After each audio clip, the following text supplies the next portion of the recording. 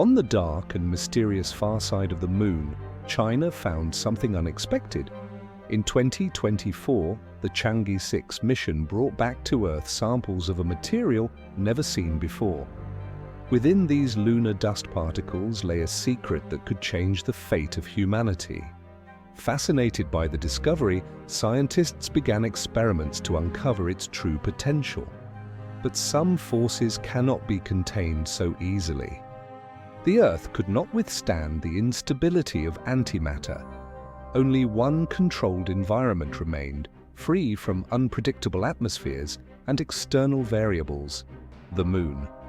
There, China would try once more with all available resources.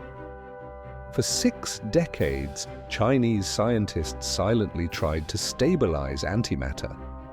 And what was impossible on Earth finally became reality on the Moon.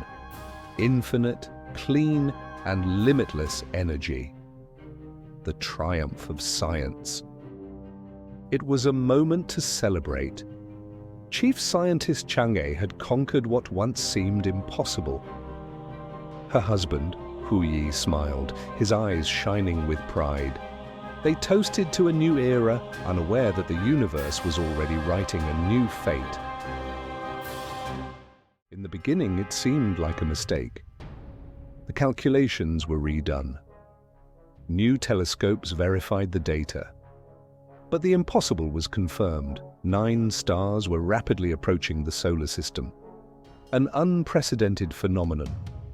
A mystery without explanation. And more than that, a threat within just a few years. First, the world denied it. Then, it doubted. Finally, it panicked. The markets collapsed. Religions preached the end. The streets burned. And then, when there was no hope left, China spoke. For decades, China had silently developed the energy of the future. Now, that very technology became humanity's last line of defense. The fate of the solar system no longer depended on luck. It depended on science. It depended on the courage to attempt the impossible. When China announced that it could stop the stars, the world forgot its rivalries. Governments gathered. Scientists from all nations joined the once secret Guanghan lunar base. It was no longer about borders. It was about survival. For the first time in history, humanity was united under a single goal: to prevent the end of the world. Among billions, only one could carry out this mission. Hou Yi, the celestial archer, legendary for his unfailing precision, was chosen. No artificial intelligence could surpass his aim, but now he faced the impossible. Hitting moving targets in the unstable vacuum of space, with the interference of the 9 stars, electronic calculations were useless. Everything would depend on him, his instinct, his aim, his courage. During all the decades of research on the Moon, Chinese scientists had tried to create an elixir to aid in the extraction of lunar ore. It promised much: no need to breathe, resistance to radiation, enhanced strength, the ability to defy the barriers of space. But the promise came at a cost: erased memories, and perhaps something more. Science had yet to understand all its effects. That's why no one had ever dared to use it. She knew he might never return, but he knew he would. Chang'e wanted to increase Hou Yi's chances of survival and offered him the elixir. But by taking it, he would lose his memories. Hou Yi made his decision. He refused. He didn't want to lose what he loved most: his memories with Chang'e. And so, without saying a word, they wept in silence. Because they knew that some goodbyes need no words. The world watched in silence. All eyes were fixed on the sky, where humanity's last hope advanced into the unknown, facing an enemy that defied the very logic of physics.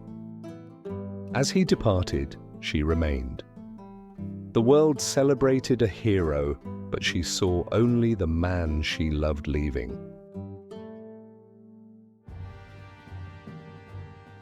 Intense electromagnetic rays emanated from the stars, neutralizing all electronic and communication systems. As anticipated, the mission now relied solely on manual controls and mechanical adjustments. Only a pilot with unparalleled skill and precision could complete this challenge, and Hou Yi was that man. Each shot had to be calculated at the perfect angle. Any deviation and the impact would be useless. Hou Yi had to be precise. Like an archer daring to challenge the very gods. Antimatter didn't just consume the stars, it tore through the very fabric of the universe. Each explosion bent space and twisted time, making Hou Yi feel lost in a sea of cosmic distortions. And one by one the stars fell, taking with them the archer who dared to challenge them.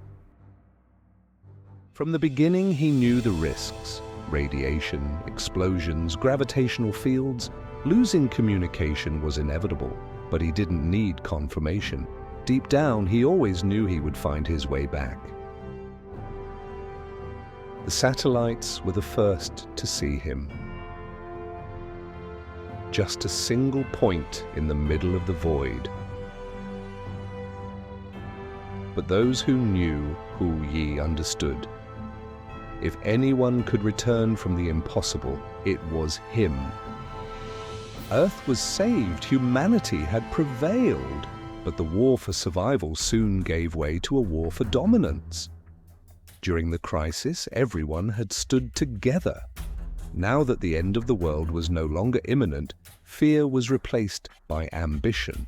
The war for survival had become a war for control.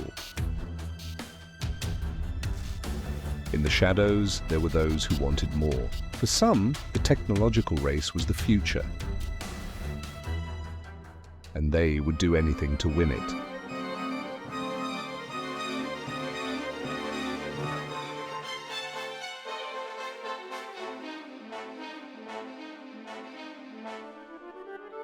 What was merely a scientific hypothesis for China was for many a weapon, an opportunity, an obsession.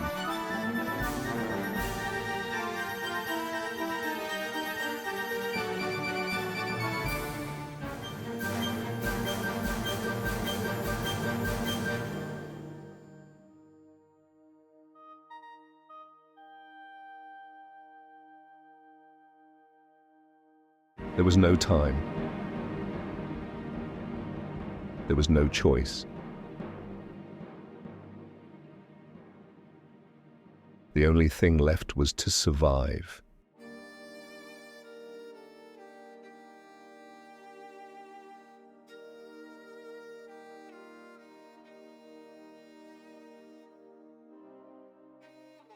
He returned as a hero. The mission was complete. The world was saved. But amid the celebrations, he realized something was wrong. Someone was missing. The answer was in everyone's eyes, but no one had the courage to say it out loud.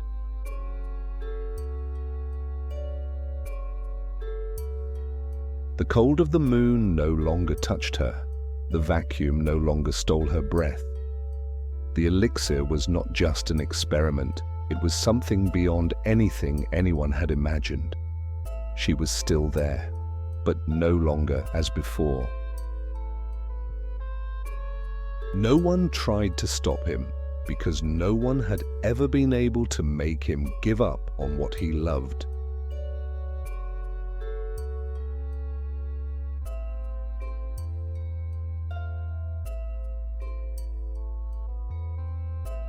there she was, just a few steps ahead. But could he truly reach her?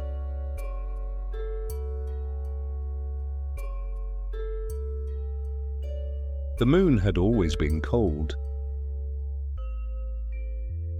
but that night it felt even emptier. Earth called him back, but for him there was only the moon, only Chang'e, and if she was there, he would never leave.